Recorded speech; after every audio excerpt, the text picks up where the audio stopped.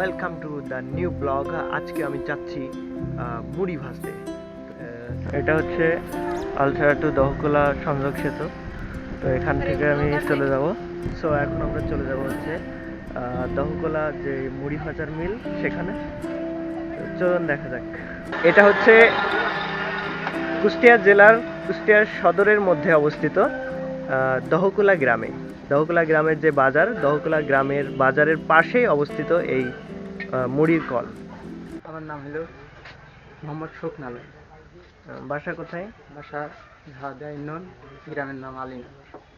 আচ্ছা আচ্ছা। বুঝেছেন? এই দহকলা যে বাজারের পাশে মুড়ির এই কারখানাটা দিয়েছেন, এটা আসলে কত বছর ধরে আপনি দিয়েছেন? আমি এখানে আছি 4 বছর।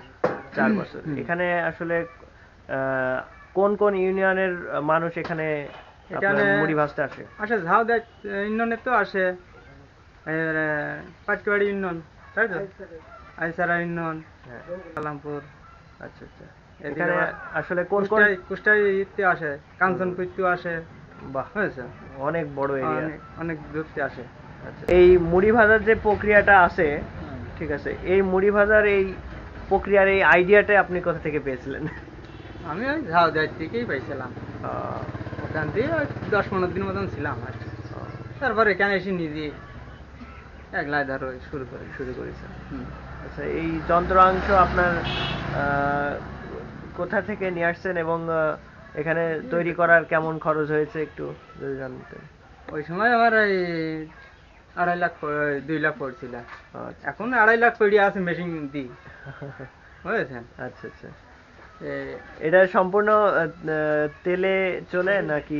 তেলেও চলে, বিদ্যুৎও চলছে। আচ্ছা আচ্ছা। তেলেও চালানো হয়, তেলে হালকা আর কারেন্ট থাকলে ধরো আছে। কোন কোন সময় হচ্ছে মুড়ি ভাজা হয়? এই পুষ মাসের থেকে শুরু করে এই শীত এই পর্যন্ত নুজা পর্যন্ত একরকম চলে। এখন এই কুয়াশার জন্য ধরো হয়তো একটু হালকা আসছে। কতটুক পরিমাণ চাউল হলে আপনারা এই চুলা জ্বালেন? মন খেনে হলে ধরো ভালো হয়, মানে আসল টেকে। আচ্ছা আচ্ছা আচ্ছা। আর যদি একটু বেশি হয় তাহলে মনে করো একটু লাভটা হয়, লাভের অংশ দাঁড়ায়। বুঝেছেন?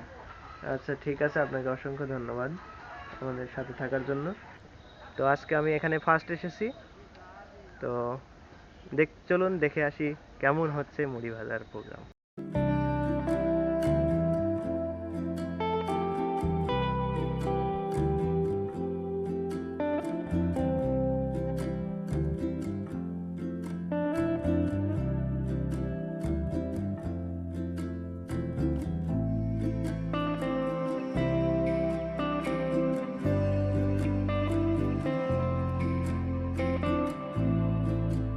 আমার নাম মোহাম্মদ জাহিদ ইসলাম।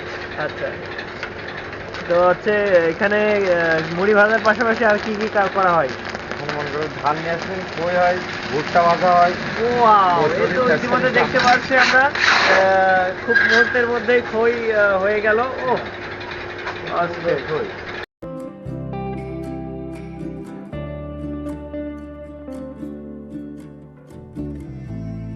এই স্তরের চাল প্রথমে বস্তা থেকে ঢালা হয়, তারপরে এখানে পানি দিয়ে চাউলকে একটু নরম করা হয়, তারপরে আবার এখানে এই স্তর, দ্বিতীয় স্তর, এটা এখানে করা হয়, চাল শুকানো হয়। দেখো এই যে পানি দিচ্ছে মিস্ত্রি সাহেব।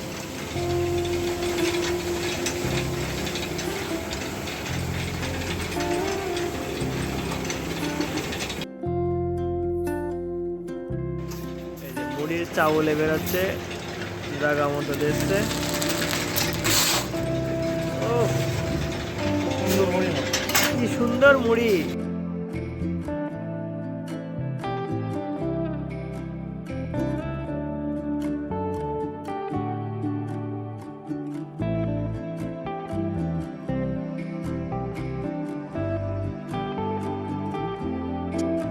এবারে এখান থেকে চালুনির মাধ্যমে বালিটাকে আলাদা করা হচ্ছে।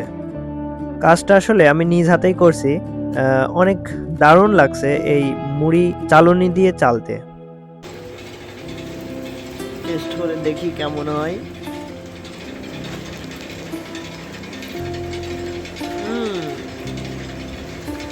সেই সেই বেস্ট। এই মিল মালিকের ছেলের নাম ছিল নয়ন, তাই মিতিকে বললাম টাটা দিয়ে দাও। তো দর্শক এখানেই শেষ করছি, সবাইকে ধন্যবাদ।